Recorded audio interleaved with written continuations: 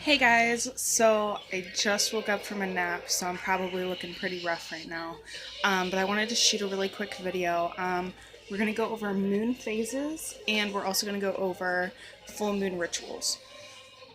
So each phase of the moon has its own kind of characteristics behind it, kind of emotional properties of what's going on behind the scenes.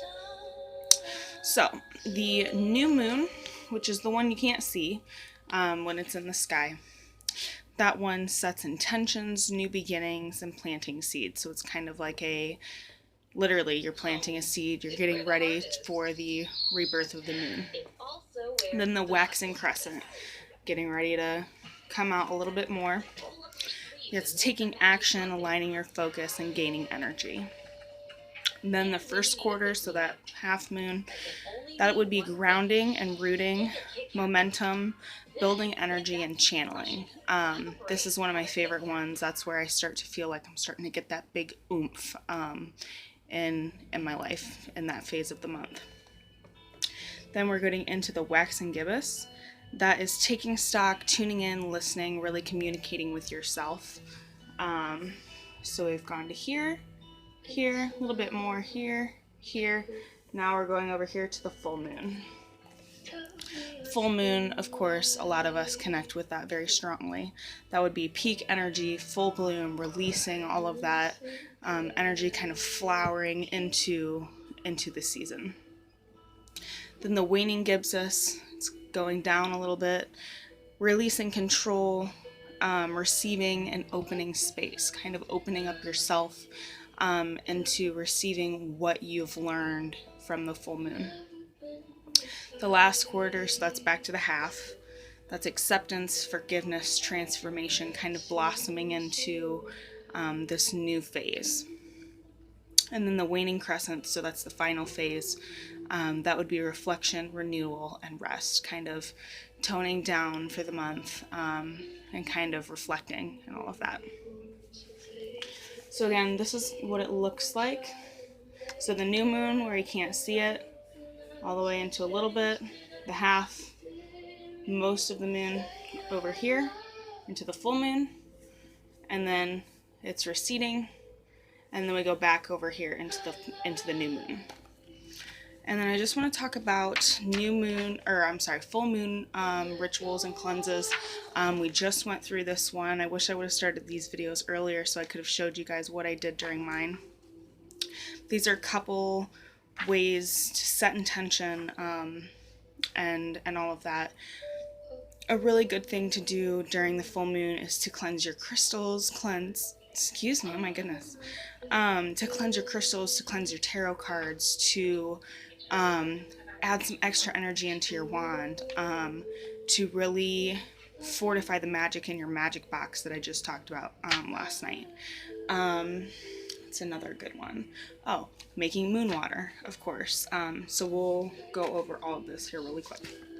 So the first thing that I like to do is sit in front of my altar and do a visualization meditation. So what you want to do is you want to visualize a beautiful glowing white light washing over you and your crystals. And I do this and I visualize it washing over my entire altar. And then this divine cosmic energy is always there for you to call upon. So this kind of goes back to that guided meditation that I did. And you know, it's always there with you. You can always connect to it. And that's a really good way to kind of start the full moon. And remember that during any phase of the moon, you can do a ritual because the moon is powerful. It cuts through clouds. I mean, it can be as cloudy as possible, and you think, oh, it's not going to charge my crystals because of the clouds and stuff like that. It will. That energy will still get through. You can still do these things even when it's not a full moon. You just may not notice that you're getting all of the energy out of it as you would during a full moon.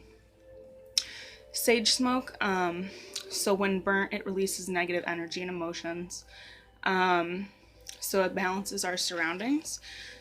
So being pregnant, I did this outside, obviously, but waft the smoke over your tarot cards, over your crystals, over your jar of moon water.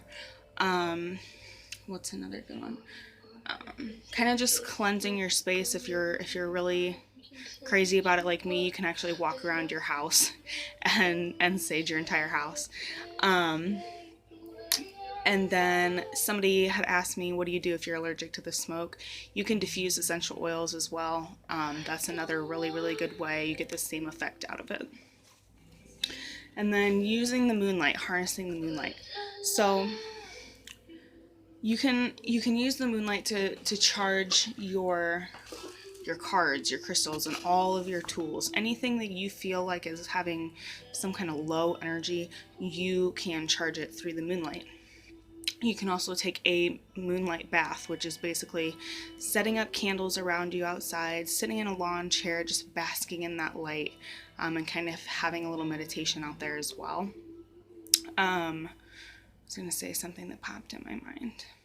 Oh, when we talked about the chakras, moonlight baths are really good to kind of awaken and charge your chakras as well. So moon water, that is, oh my, it's pretty loud. Guess it's just gonna have to be loud. So moon water is when you take a jar, and I talked about this in my last video. You take a jar, they say glass holds in the energy best, and you basically set it outside with the pure intention of charging the water from the moonlight. You can drink this water. It is best to boil it before you set it out if you're planning on drinking it. You can charge your crystals with it. Remember that some crystals do not react well to water. Let's see, what else can you do with your moon water? You can actually add a little bit of moon water to your bath. That's another really good one. Any spell work you want to do, you can use that. Again, if you boil it, you can make tea out of it and all of that. So those are just a couple good things to do with that. Let's see. So you can charge tarot cards, you can make moon water. Anything that you feel is important for you to do on that full moon, you do it. There's really no set of rules of what you have to do during a full moon. These are just kind of some tips and ideas of what you can do. Again, meditation is probably the main one that I would say, kind of getting into the groove, kind of appreciating everything that the month has given you.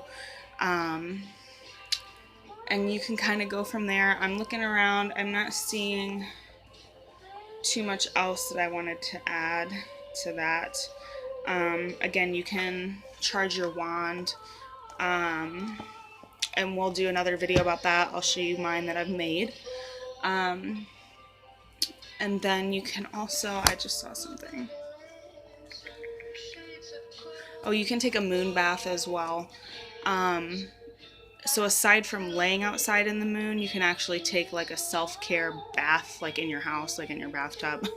And you can set up so after you've, okay, so I do this on the first night of the full moon, because usually the full moon's full for about 2 nights. So on the first night, I'll charge my crystals, do all of that. And then on the second night, I will actually take a bath, line up my crystals alongside of the tub, light some candles, and kind of bask in it that way as well. So that's another really good thing to do. So if you guys have any topic ideas or questions, make sure you shoot them to my email address, and I will see you guys soon.